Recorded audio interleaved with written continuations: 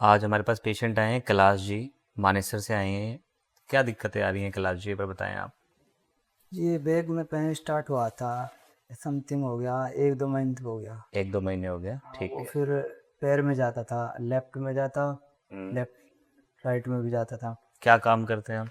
काम एक कंपनी है, उसमें जॉब करता हूँ। तो सामान उठाने का थोड़ा काम रहता है आपका। हाँ, थोड़ा झुकने का। झुकने का आता है, ठीक है। कितनी एज है आपकी? 22। 42 एज है। कितने टाइम से काम कर रहे हो? और ये हो गया 1-2 साल हो एक गया। दो साल हो गए। जी। और दर्द अभी कितने महीने से आ रहा है आपको? दर्द पिछले 1-2 महीने से हुआ। 1-2 महीने से। अब जो दर्द आ रहा है आपको कमर से, जो पैर की तरफ दर्द आ रहा है, क्या करने पे आता है जनरली आपको? जैसे चलने में, बैठने में, झुकने में, किस में परेशान करता है आपको? ज़्यादातर उठने बैठने में होता है। उठने बैठने में होता है। सुबह सुबह कैसा रहता है जब सुबह उठते हैं? हाँ, सुबह ज़्यादा रहता है। सुबह ज़्यादा रहता है, ठीक है। इनकी जो प्रॉब्लम है ना, बहुत कॉमन है जनरली उन लोगों में जो बहुत ज़्यादा काम हैवी लिफ्टिंग का, बार बार झुकने का करते हैं। फिर हमने इनके एक्सरे कराए हैं। एक्सरे में जो फाइंडिंग्स आई है, बेसिकली आपको ना एक कंडीशन है, बहुत रेयर होती है, मतलब हर किसी में नहीं होती है, उसको हम बोलते हैं सेक्रलाइजेशन। इसमें क्या होता है कि जैसे हमारी जो कमर होती है नीचे, उसमें ऐसे 5 हड्डियां होती है, 1 2 3 4 5, पांचों के बीच में डिस्क होता है, ठीक है, जिसका काम होता है रीढ़ की हड्डी को सपोर्ट करना, साथ में साइड से जो नस निकल रही है उसके लिए रास्ता बनाना। आपके केस में क्या हो गया है कि जो ये पांचवी वाली जो हड्डी है, वर्टिब्रा है L5, ये आपकी नीचे सैक्रम के साथ फ्यूज हो रखी है बाय बर्थ। इसको बोलते हैं सैक्रलाइजेशन।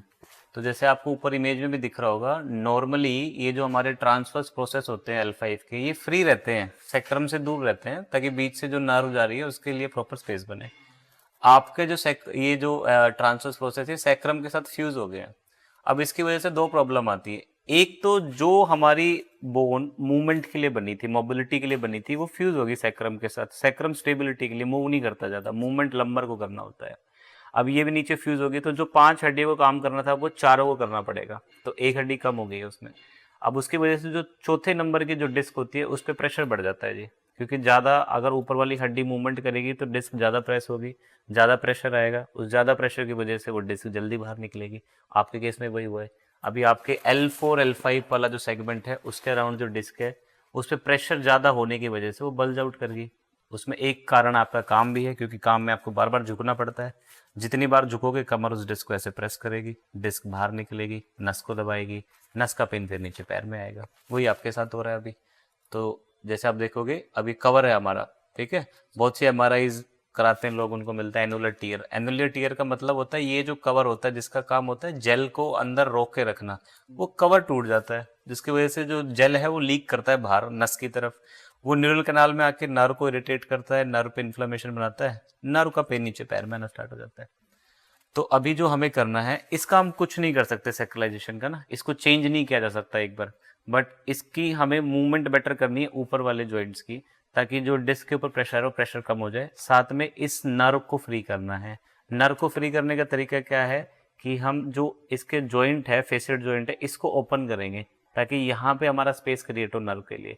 जब हम इसको ओपन करेंगे ब्लड सर्कुलेशन बढ़ेगा, यहाँ पे एक तो जो डेड सेल इकट्ठा हुआ है प्रेशर की वजह से वो हटेगा, साथ में डिस्क आपकी रीएब्जॉर्ब होना स्टार्ट होगी। साथ में कुछ परहेज भी करने हैं, ताकि दोबारा ये चीज़ें आपको दोबारा से उन्हीं सिम्टम्स की तरफ ना लेके जाए। वो चीज़ें मैं गाइड करूँगा आपको, ठीक है। पहले इसको खोलने पे काम करते हैं। इसका जो एक सरल तरीका, जो आसान तरीका है, बिना किसी सर्जरी, बिना किसी दवाई के, वो हम पहले आपको परफॉर्म करेंगे, ठीक है जी। ठीक है। अभी इसमें आपको ना दर्द आ रहा होगा, इस पैर को सीधा करो। दर्द बढ़ रहा है ना पैर की तरफ इसमें? जी। ठीक है। ये दर्द बढ़ने का कारण क्या है कि ये पोजीशन जो होती है इसको हम बोलते हैं स्लम टेस्ट। ये टेस्ट होता है चेक करने का कि नर्व पे प्रेशर है कि नहीं है। अब इस पे हम कर रहे हैं, इस पे प्रेशर आ रहा है, ज्यादा बढ़ रहा है तो दर्द बढ़ रहा है। अब जैसे मैं इसको यहाँ से थोड़ा रिलैक्स करूंगा और गर्दन ऊपर करो, अब आपको उसमें आराम लग रहा होगा। जी। अब वो न्यूरल टेंशन कम हो गई है वहां पे। जैसे इसको नीचे करेंगे, क्योंकि डिस्क पे प्रेशर बहुत ज्यादा बढ़ गया, अब तो पेन आएगा आपको, ठीक है। उठाएं इसको, मेरे हाथ पे रख, एक लंबा सांस लो नाक से, नाक से छोड़ दो। इसको ढीला रखना है आपने, इसको भी ढीला, छोड़े जी इसको, बस छोड़े इसको, इसको भी ढीला कर, बस आप लेट जाए सीधा, बस छोड़े, बस। पेल्विस पे इम्बैलेंस बहुत ज्यादा आता है ऐसी कंडीशन में ना, कूला ऊपर नीचे बहुत होता है इसमें, बस छोड़ दे।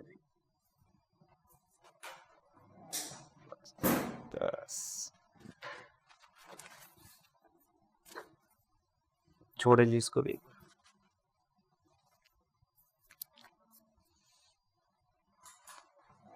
नीचे करें इसको, इसको उठाएं थोड़ा सा भी ऊपर, हल्का सा ऊपर, ढीला, बस छोड़े, बस फिर सांस ले एक बार, छोड़े, फिर से छोड़े, एक और, बस ढीला रखें इसको।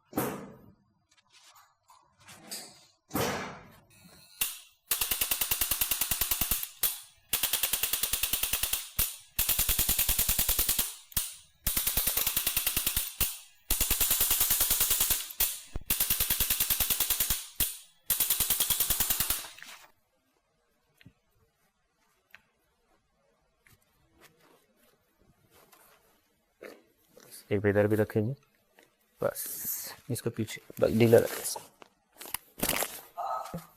जी, छोड़ दीजिए इसको।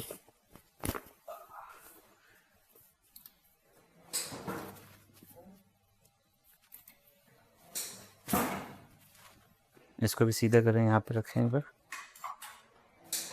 दो ढीला रखें, बस दोनों नीज को ऊपर मोड़ लीजिए, इसको भी मोड़िए, मोड़ो मोड़ो ऊपर मोड़ो, मेरे हाथ को अंदर दबाओ घुटनों से जोर से, और थोड़ा, ठीक है, ऐसे ही रखेंगे।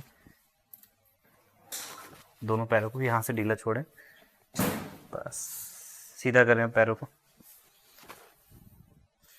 अभी अलाइनमेंट भी बेटर हुई है आपकी, जैसे हमने पेल्विस को स्टेबल किया है, नस को खोला है ऊपर से, तो अलाइनमेंट भी बेटर हो गई है, जो पैर छोटे बड़े हो रहे थे हमारे। बस इसको भी ढीले छोड़ो, बस दोनों हाथ गर्दन के पीछे, सांस ले एक लंबा, बाहर छोड़ो, नीचे कर लीजिए हाथों को,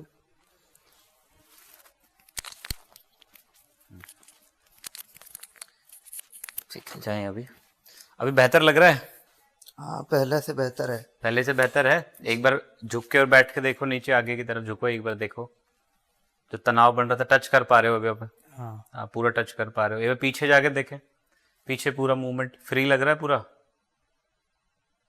फ्री है? पहले से बेटर है। पहले से बेटर है, ठीक है।